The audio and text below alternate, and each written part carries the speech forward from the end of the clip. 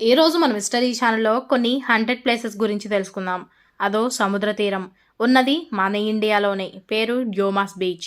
గుజరాత్లోని సూరత్కు జస్ట్ 19 కిలోమీటర్ల దూరంలో ఉంటుంది ఈ బీచ్. అన్ని బీచుల్లో ఉండదు ఇది. చూడ్డానికి కాస్త భయం పుట్టిస్తుంది. ఇక్కడ ఆత్మలు సంచరిస్తాయని, రాత్రిళ్ళు బీచ్లో సంచరించే వారికి హాని తలపెడతాయని చెప్పుకుంటుంటారు. నిజమెంతో తెలియదు కానీ సంధ్య చీకట్లు ముసరక మునిపే బీచ్ నిర్మానుష్యంగా మారిపోతుంది. అక్కడికి రావడానికి జనం జంకుతారు. తెలియని వాళ్ళు ఎవరైనా అటు వెళ్దామనుకున్నా స్థానికులు అడ్డుపడతారు. వెళితే ప్రమాదం అంటూ హెచ్చరిస్తారు. అసలేముందా బీచ్లో? ఆత్మలు తిరుగాడుతున్నాయో లేదో తెలియదు కానీ ఆ బీచ్ మాత్రం కాసింత భయంకరంగానే ఉంటుంది.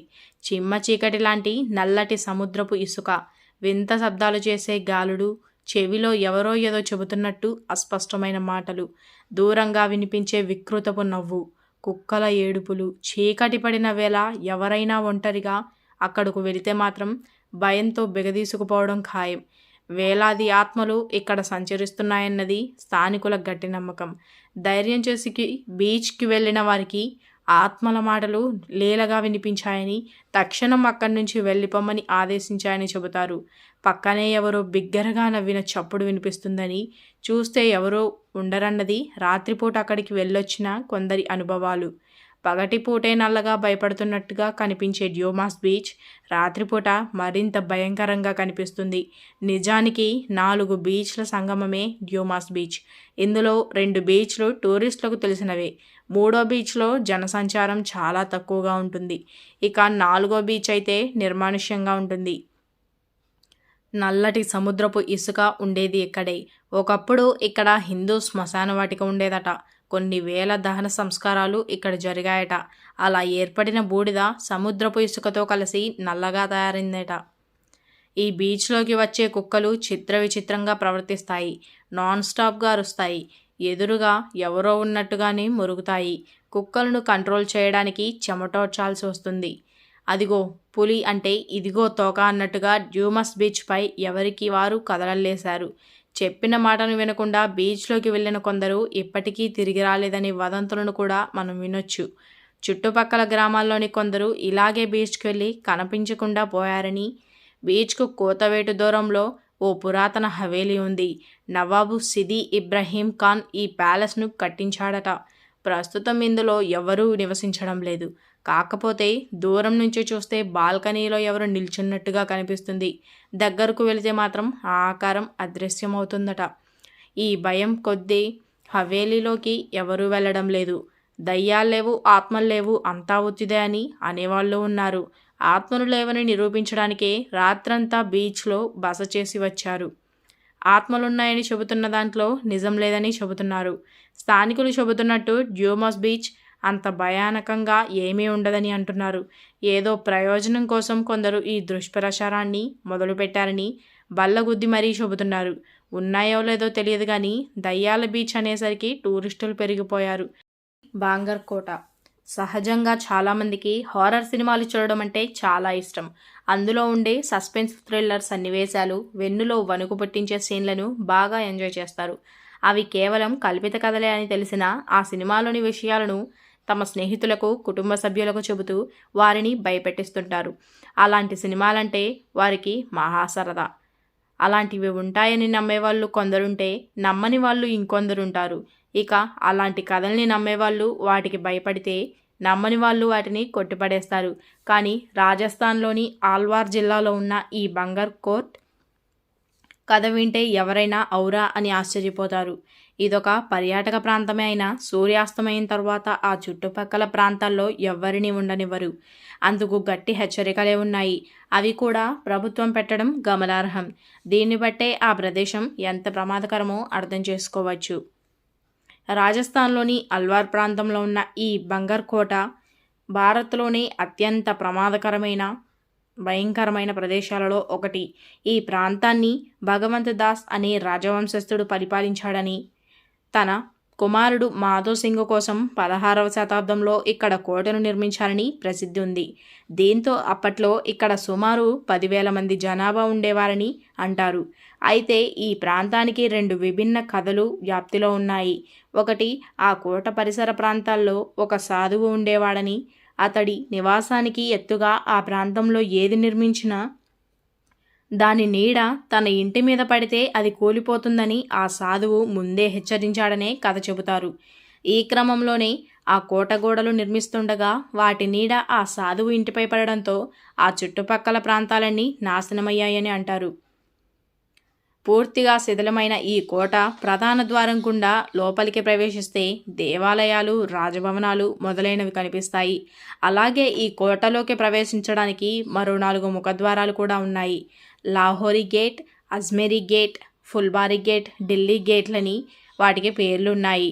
ప్రధాన ద్వారం ప్రవేశం వద్దే హనుమాన్ ఆలయం, గోపీనాథాలయం, సోమేశ్వరాలయం, కేశవరాయ ఆలయం, మంగళదేవి ఆలయం, గణేష్ ఆలయం వంటివి ఇప్పటికీ చెక్కు చెదరకుండా ఉన్నాయి. దీంతో పర్యాటకులు కూడా ఇక్కడికి వచ్చేవారు ఆయా ఆలయాల్లో మొక్కుతుంటారు.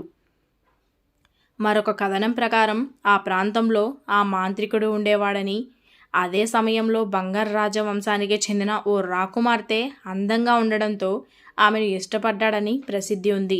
దీంతో ఆ రాకుమార్తెను తన వశం చేసుకునేందుకు ఒక మంత్రం ప్రయోగించిన రసాయనం ఆమెకు ఇవ్వగా దాన్ని ఆమె నేలకోసి కొట్టడంతో ఆ మాంత్రికుడితో పాటు ఆ ప్రాంతం నాశనమైందని చెబుతారు. ఆ మాంత్రికుడు చనిపోయే ముందు ఆ ప్రాంతమంతా భూస్థాపితమవుతుందని శపించినట్లు చెబుతారు. ఈ 2 బంగారుకోట సమీప ప్రాంతాల్లో చెప్పే కథలు. ఇవి ఎంతవరకు నిజమనేది తెలియకపోయినా అక్కడ మాత్రం బాగా పాపులర్. నిజ జీవితంలోనూ ఇలాంటి భయంకరమైన ప్రదేశాలు ఉన్నాయంటే నమ్మబుద్ధి కాదు. కానీ దీని చరిత్ర తెలిస్తే ఎవరికైనా అవునని చెప్పక తప్పదు. ఇక్కడ చెప్పే కథలు పుకారులోగాను లేదా కట్టుకథలు అని కొట్టిపారేయలేం. ఎందుకంటే ఇక్కడ రాత్రిపూట భయంకరమైన ఏడుపులు వినిపిస్తాయని స్థానికులు చెబుతుంటారు.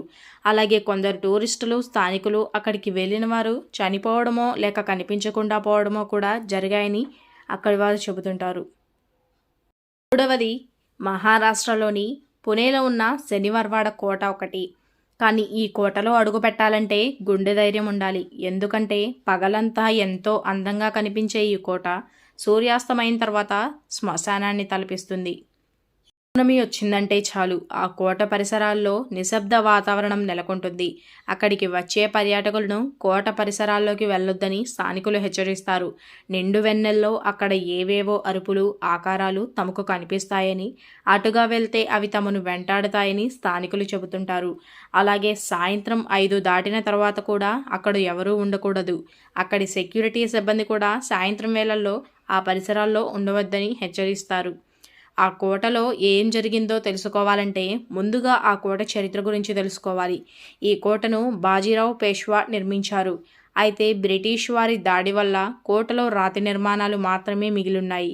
బాజీరావు మరణం తర్వాత అతని కుమారుడు బాలాజీ బాజీరావు మరాఠా సామ్రాజ్యాన్ని పాలనను చేజిక్కించుకున్నాడు. నానాసాహెబ్కు మాధవరావు, విశ్వాసరావు, నారాయణరావు అనే 3 కుమారులున్నారు. నానాసాహెబ్ యుద్ధంలో వీరమరణం తర్వాత మాధవరావు ఆ బాధ్యతలు తీసుకున్నారు. మరో భయానక యుద్ధంలో అతని 2వ సోదరుడు విశ్వాసరావు కూడా చనిపోయారు. తమ్ముడి మరణాన్ని జీర్ణించుకోలేక మాధవరావు ఆత్మహత్య చేసుకున్నాడు. అది 1773. తండ్రి, అన్నల మరణం తర్వాత 3వ కుమారుడైన నారాయణరావు సామ్రాజ్య బాధ్యతలు స్వీకరించాల్సి వచ్చింది. అయితే అతడికి 16 ఏళ్లే కావడం వల్ల అతడి పినతండ్రి రఘునాథరావు సలహాలు, సూచనలతో సామ్రాజ్యాన్ని నడిపేవాడు. రఘునాథరావు అతడి భార్య ఆనందీబాయ్ కుటిల బుద్ధితో మెల్లగా సామ్రాజ్యం మీద పట్టు సాధించారు. నారాయణరావును గృహ నిర్బంధం చేశారు. నారాయణరావు పాలన సమయంలో రఘునాథరావు కుట్ర వల్ల గార్దీ అనే గిరిజన జాతి ప్రజలతో విభేదాలు తలెత్తాయి. దీంతో రఘునాథరావు భార్య ఆనందీబాయ్ ఆ అవకాశాన్ని సద్వినియోగం చేసుకోవాలని భావించింది. ఈ సందర్భంగా గార్దీ జాతి పెద్దకు ఓ లేఖ రాయాలని భర్తకు తెలిపింది. నారాయణరావుపై కక్ష తెచ్చుకునే సమయం వచ్చిందని, కోటలోకి వస్తే అతడిని మీకు పట్టిస్తానంటూ రఘునాథరావు లేఖ రాసి గిరిజనులకు పంపాడు. రఘునాథరావు లేఖ మేరకు గిరిజనులు రహస్యంగా కోటలోకి ప్రవేశించారు. నారాయణరావు గదిలోకి ప్రవేశించి హత్య చేశారు. అనంతరం అతడిని శరీరాన్ని ముక్కలుగా నరికి కోటను దాటించారు.